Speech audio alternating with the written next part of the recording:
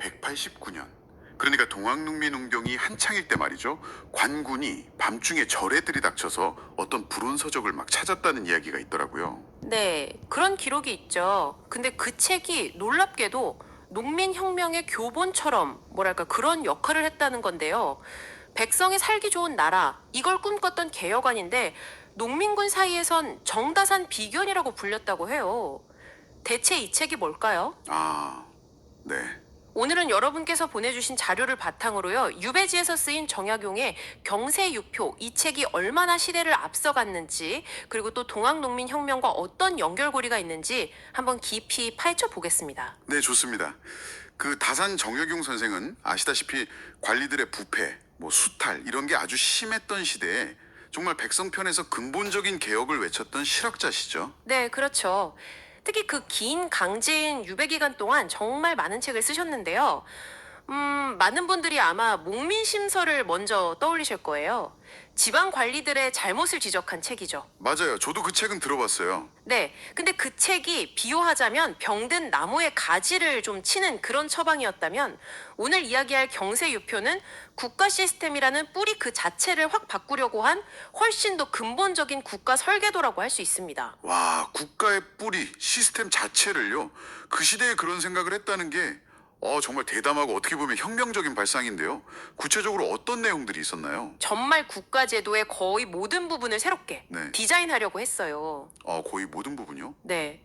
복잡한 관직 체계는 좀 합리적으로 줄이고, 또 교육을 통해 인재를 키워서 능력 위주로 관리를 뽑자, 이런 주장을 했죠. 세습되는 특권을 없애려고 한 겁니다. 능력 위주. 네. 그리고 뭐 나라지필 병력 강화 방안이라든지 아니면 상창제, 상평법, 이런 오늘날의 사회 안전망 같은 복지 정책까지 아주 구체적으로 제시했어요. 복지 정책까지요? 네. 다만 이게 워낙 방대한 구상이라 다산 선생 살아계실 때는 완성이 안 되고 초고 형태로 남게 됐습니다. 그래서 제목 자체도 경세유표, 세상을 다스릴 방책을 죽은 뒤에 남기는 표다, 뭐 이런 의미를 담고 있죠. 유표가 그런 뜻이었군요. 살아생전에는 감히 내놓기 어려울 만큼 좀 파격적이었다는 걸 보여주는 것 같기도 하고요. 그렇죠. 그 많은 개혁안 중에 특히 당시 사회에 가장 큰 충격을 줬을 만한 그런 핵심적인 내용이 있었을 것 같아요. 단연 토지개혁입니다. 정전제 구상인데요. 경세유표에서 가장 공들인 부분입니다. 토지개혁이요. 네, 목표는 아주 명확했어요. 실제로 농사 짓는 농민이 땅을 가져야 한다. 이른바 경자 유전의 원칙을 실현하자는 거였죠. 네.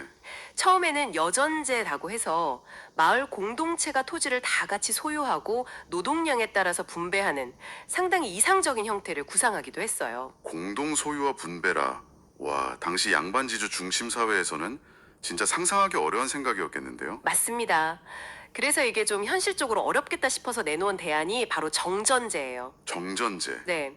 땅을 우물 정자 자 모형으로 9개로 나눠요. 그래서 주변 8개는 8농가에 주고 가운데 땅은 8농가가 같이 농사를 지어서 거기서 나온 수확물로 세금을 내게 하자, 이런 안이었죠. 그렇게 하면? 네, 이게 당시 백성들을 정말 힘들게 했던 불평등한 토지 소유 문제하고 또 과도한 세금 부담, 흔히 말하는 삼정의 문란 있잖아요. 네. 내정, 군정, 환곡. 맞습니다. 그 문제를 동시에 해결하려고 했던 아주 획기적인 시도였습니다. 와, 듣고 보니까 정말 놀라운데요.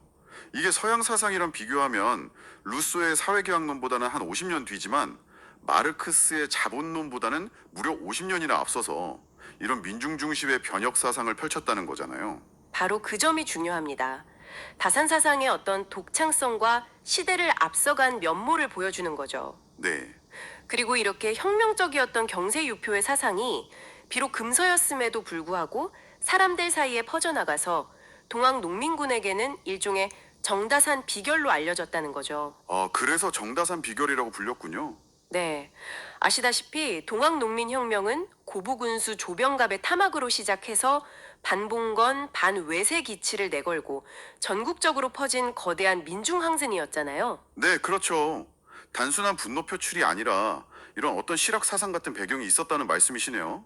이게 어떻게 연결되는 거죠? 그렇습니다.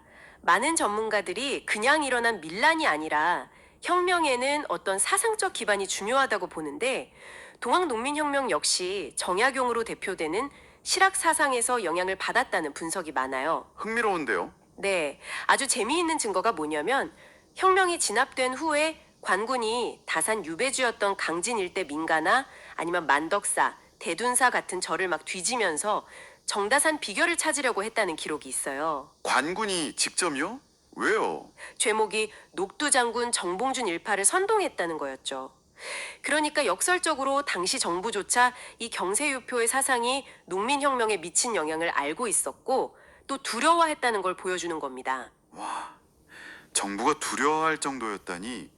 농민들 사이에서는 심지어 다산에 글을 지니고 있으면 싸움에서 이긴다, 뭐 이런 믿음까지 있었다고 하니까 그 파급력이 진짜 대단했네요. 네, 엄청났죠. 안타깝게도 이런 연결고리를 담았을 걸로 추정되는 강진읍지 같은 기록이 사라진 건 좀 아쉽긴 하네요. 네, 그 점은 정말 아쉬운 부분입니다. 그런데 다산 선생은 스스로 호를 사암이라고 짓기도 했어요. 사하며 네, 기다릴 사자를 써서 자신의 이상이 실현될 다음 시대를 기다린다. 이런 의미를 담은 거죠. 스스로도 자신의 생각이 당대에는 좀 이르다는 걸 아셨던 것 같아요. 다음 시대를 기다린다. 네. 그래서 우리는 다산을 그냥 청렴한 관리나 뛰어난 학자, 여기서 넘어서서 시대를 바꾸려고 했던 혁명사상가로서 다시 볼 필요가 있다는 겁니다. 그의 모든 생각의 끝에는 결국 백성이 진짜 주인이 되는 세상이 있었으니까요. 네, 정말 말씀을 듣고 보니 다산을 완전히 새롭게 보게 됩니다.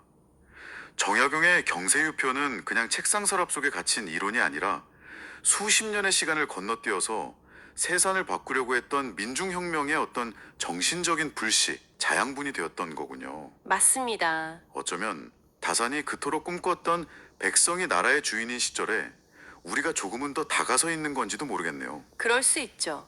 그렇다면 여기서 이런 질문을 한번 던져볼 수 있을 것 같아요. 뿌리 깊은 기득권의 이익보다는 평범한 백성의 삶을 최우선으로 삼았던 다산의 그 근본적인 개혁 요구. 이게 오늘날 우리가 겪고 있는 여러 사회 문제들에 대해서 어떤 통찰과 질문을 던져주고 있을까요? 의미심장한 질문이네요. 네, 이 점을 여러분도 한번 같이 고민해 보시면 좋겠습니다.